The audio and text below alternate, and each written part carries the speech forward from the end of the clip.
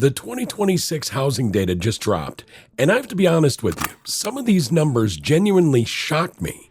One city that was the single hottest real estate market in America just 3 years ago now has price cuts on over half its listings. Homes are sitting unsold the longest they have since 2011. Another metro just watched a quarter of its workforce get wiped out by mass layoffs. Not tech, not manufacturing, something completely different. And inventory exploded 60% practically overnight. And then there's the one that stopped me cold. A city where home values have already crashed 13% from the peak, and it just posted the single worst foreclosure rate in the entire country. That one's projected to fall another 10% this year. Now, bear with me because I'm fighting a cold, but we have to get this information to you. Meanwhile, the national market, up 0.3%, basically flatlined. And that flat number is hiding everything I just told you. So today, 10 cities, every data point, exactly what's going wrong in each one. Let's get into number 10. But first, real quick, I need to set the stage so these numbers actually make sense to you. The national median home price right now is $398,000. Mortgage rates are sitting at 6.22% as of mid-March. The Fed held steady at their last meeting, and most analysts expect rates to hover in the low to mid-sixes for the rest of the year. So that dream of 5% rates rescuing the market? Not going to happen anytime soon. Here's the number that tells you everything. A household earning $100,000 a year can now afford just 37% of listings on the market. Back in 2019, that same household could afford 65%. That's how badly affordability has eroded. And the cracks are starting to show. Foreclosure filings jumped 14% last year. That's 12 straight months of increases. The FHA delinquency rate just hit 11.52%, the highest since mid-2021. And nearly 4 in 10 listings nationwide had price cuts during 2025. So that's the national picture. Now, let me show you the cities where it's so much worse. Coming in at number 10, San Antonio. Now, San Antonio doesn't get the same headlines as Austin or Dallas, but the data here is quietly ugly. This city currently has the lowest apartment occupancy of any of the 50 largest markets in the country, just 92.3%. That matters because when the rental market is oversupplied, it puts a ceiling on what homes can sell for. Why would you buy when you can rent the same thing for less? Home prices have dropped somewhere between 1.8 and 3.3% year over year, depending on which data source you use. That might not sound dramatic, but here's the number that jumps off the page. Over half of all active listings, 50.5%, have price reductions. When more than half your market is cutting prices, that tells you sellers are chasing a market that's moving away from them. The oversupply story in San Antonio is the same one playing out across Texas. And we're going to see that theme repeat as we go up this list. Builders went on an absolute tear during the pandemic, and now that demand has normalized. All that inventory is sitting there waiting for buyers who can't afford it or don't need it. San Antonio is the slow bleed on this list.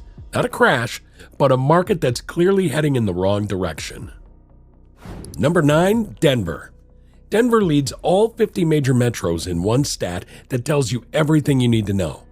31.1% of all listings have price cuts. That's the highest share in the country, and it jumped almost 3 full percentage points in just 1 year. Now, Denver was one of those pandemic darlings. Everybody wanted to move to Colorado. Mountain views, outdoor lifestyle, booming tech scene, and for a while it worked. Prices went parabolic. But here's what happened. They built a ton of apartments. Rents have already dropped 3.6% year over year. And the migration story has completely flatlined. The latest data shows in and out migration is basically dead even, 50.1% inbound versus 49.9% outbound. The razor-thin margin tells you Denver has lost its gravitational pull for new residents. Realtor.com is projecting a 3.4% price decline in 2026, and the thing about Denver is it's expensive. The price-to-income ratio here is stretched, so when prices do come down, they have a long way to fall before they hit anything close to affordable for the average household. If you bought in Denver in 2021 or 22 near the peak, this market is not doing you any favors right now. Number 8, and this one surprised a lot of people, Raleigh, North Carolina. Raleigh just posted the largest inventory increase of any market in the entire country. Let that sink in. Active listings surged 54.5% year over year. In a city that 2 years ago you couldn't find a home to save your life, inventory has exploded practically overnight. Raleigh was the tech hub darling of the pandemic. Apple, Google, Meta, they all expanded there.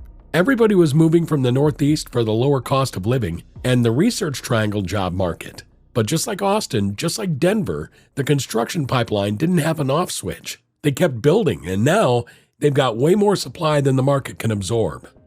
Rents are already falling, down 2.2% overall, but Class C rents, which are your more affordable apartments, are down a much steeper 7%. Housing costs as a share of median income saw the biggest year-over-year increase among large cities, jumping from 21.5% to almost 24%. That's a big move in just 1 year. Realtor.com is projecting a 3.7% price decline for Raleigh in 2026. And outside of Florida, that's actually the steepest projected decline of any major metro. This one isn't on most people's radar yet, but it should be. Number 7. Phoenix.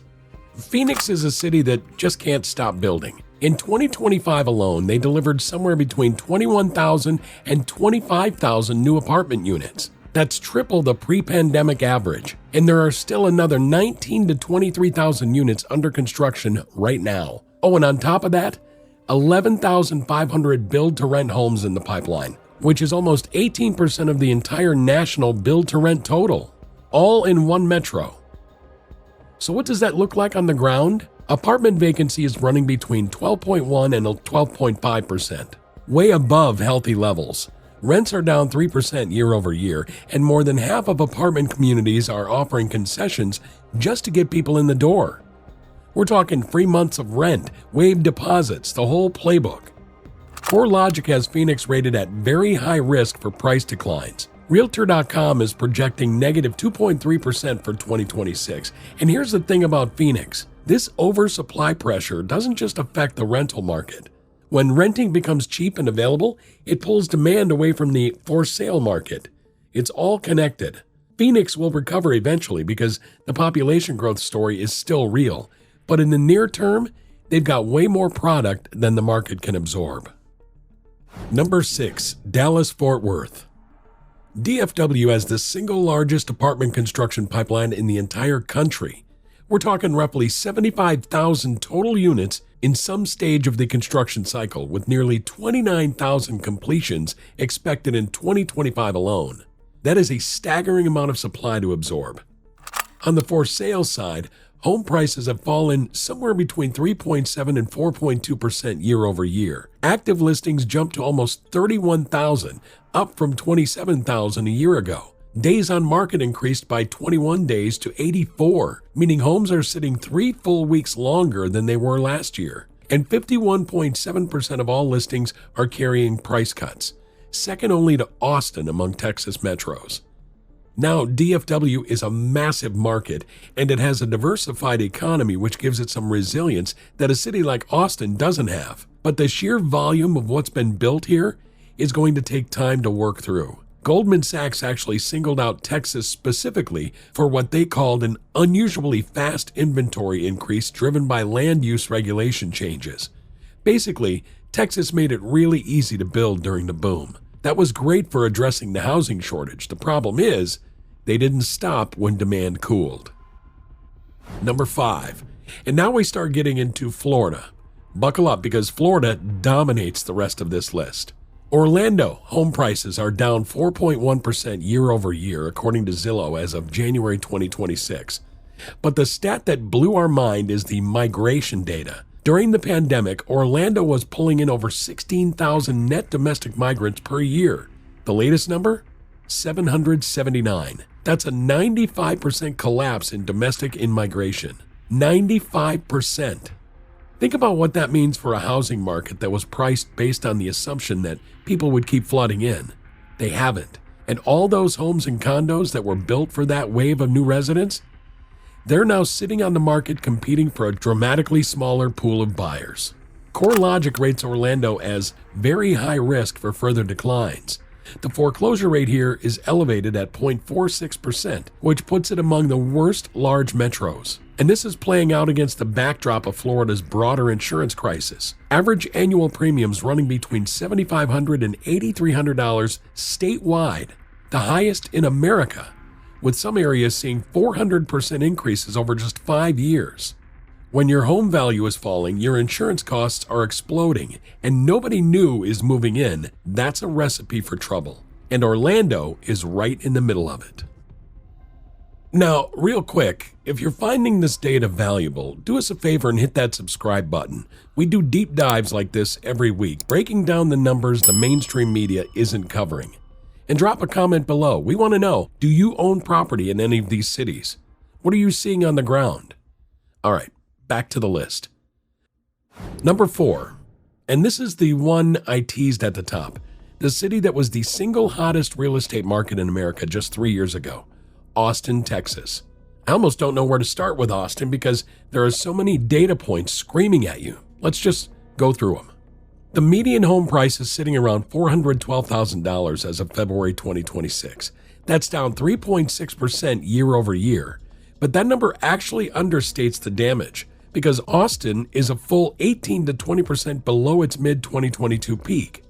1 out of every $5 of home value at the peak, gone. The market now carries 7.3 months of inventory, which is firmly in buyer's territory. Homes are sitting an average of 91 days on market, the longest since 2011. And here's the number that stops people in their tracks. 53.4% of all active listings have price cuts. Over half. That is a market where sellers are desperate and buyers know it. What happened? Austin delivered a record 31,000 apartment units in the year ending Q1 2025, more than double its 10-year average. Apartment vacancy hit 10%, the highest in over 20 years. Rents plunged 8% year over year, the steepest decline of any major city. And average asking rents have dropped nearly 20% from their August 2022 peak. Zillow is projecting an additional 2.2% decline through late 2026, and honestly, that might be conservative given the trajectory. Here's the takeaway with Austin. This was the poster child of the pandemic housing boom. Everybody moved there. Every company expanded there. And they built like there was no tomorrow. Well, tomorrow came. And there's a lesson in that for every boomtown market on this list. What goes up on migration and construction can absolutely come down when both reverse at the same time. Number 3, Tampa. Tampa's median home price has dropped 5.2% year over year, according to Zillow. The market has crossed into buyer's territory with 6.3 months of supply. Over 27.9% of listings are carrying price cuts, and Realtor.com is projecting an additional 3.6% decline for 2026.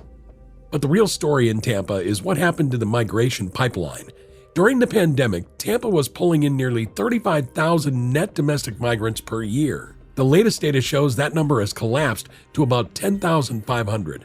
That's a 70% drop.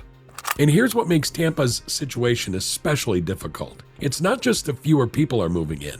The ones who are there are getting crushed by insurance costs. This is the Florida problem in a nutshell. Home insurance premiums in Florida now average $7,500 to $8,300 per year, the highest of any state. On a $350,000 home in a hurricane zone, you could be paying $7,700 a year just for insurance. That's over $640 a month before your mortgage payment, before your property taxes, before HOA fees. Tampa's foreclosure rate ranks among the highest for major cities, and the condo market specifically has been hammered. Statewide, condo values have dropped almost 10% over the past year as post-Surfside legislation drove up HOA fees and reserve requirements. When you combine falling prices, collapsing migration, exploding insurance costs, and rising foreclosures, Tampa is facing what we'd call a multi-layered housing crisis, and it's not over. Number 2, and this is the metro I mentioned at the top where a quarter of the workforce just got hit with mass layoffs, Washington, D.C.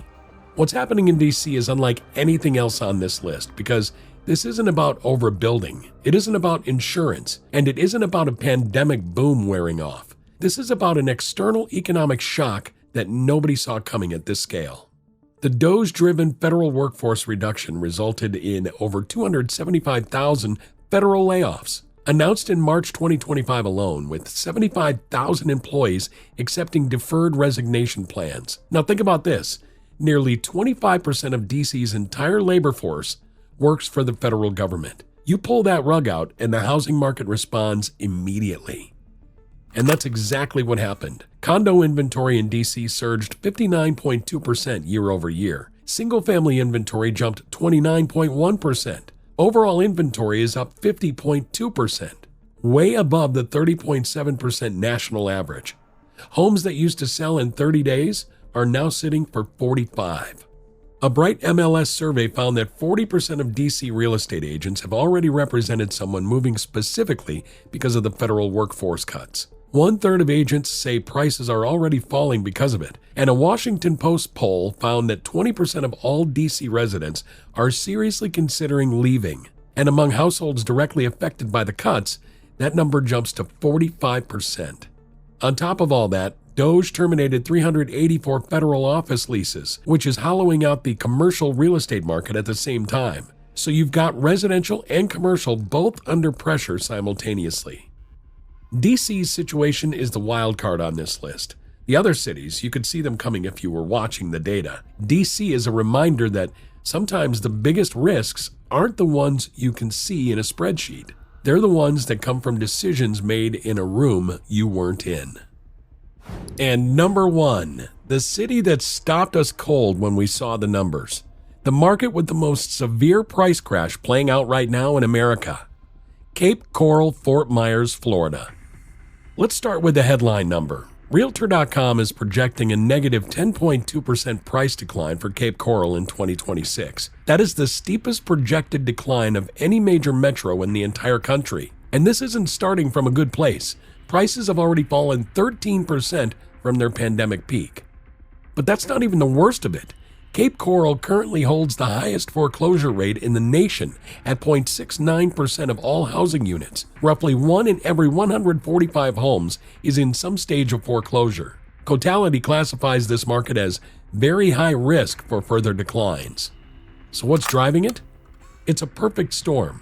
Start with Hurricane Ian, $112.9 billion in damage that's still reverberating through the insurance market. Home insurance premiums in this area average about $7,700 a year on a $350,000 home, which is a premium to value ratio of 2.2%, one of the highest in the entire country. Many homeowners simply cannot afford to insure their properties, and if you can't insure it, you can't mortgage it. And if you can't mortgage it, you can't sell it. At least not at anything close to what you thought it was worth. Layer on top of that the same fading migration story hitting all of Florida. Layer on the condo crisis. Layer on rising HOA fees from post-Surfside building safety legislation. And you've got a market where every single pressure point is pushing prices in one direction, down. Cape Coral is the canary in the coal mine for Florida real estate. If you own property here, we're not saying panic, but we are saying you need to be watching these numbers very carefully because the trajectory is not improving. Now, I know what some of you are thinking. Is this the beginning of a national housing crash? Is this 2008 all over again? And the answer is no. But that doesn't mean what's happening isn't serious. Here's why this is fundamentally different. In 2008, the problem was rotten lending. Banks were giving mortgages to people who couldn't pay them, packaging those mortgages into securities. And when the whole thing collapsed, it took the banking system with it. Today, lending standards are strict. Record homeowner equity, $11 trillion across the country. And 80% of existing mortgages are locked in below 6%. These homeowners aren't being forced to sell. The national housing shortage is still real, 3 to 4 million units. That puts a floor under prices in most markets. But here's what is happening, and it's important. The markets that overbuilt during the pandemic, Austin, Phoenix, Dallas, Tampa, the entire state of Florida, they are correcting. And that correction is real. It's not a crash in the 2008 sense. It's more like what JP Morgan calls a price adjustment concentrated in markets with excess supply, or what Redfin calls the Great Housing Reset, a years-long normalization where incomes rise faster than home prices for the first time in over a decade. For the cities on this list, that process has already begun. And if you're sitting on property in one of these markets, The question isn't whether prices will come down. They already are. The question is, how much further do they have to go? Now, I want to leave you with something important. If you're in one of these markets, this isn't all bad news. Corrections create opportunities. Austin's apartment market, for example. Colliers projects it could reach full absorption by late 2026 as new construction slows by nearly half. Markets that overcorrect tend to snap back when supply dries up. So if you're a buyer who's been priced out, some of these cities may actually present the best entry points we've seen in years. The key is knowing which markets are in a temporary correction versus a structural decline. And that's exactly the kind of thing we break down on this channel every single week. If this video helped you see the housing market more clearly, hit subscribe and turn on notifications so you don't miss the next one.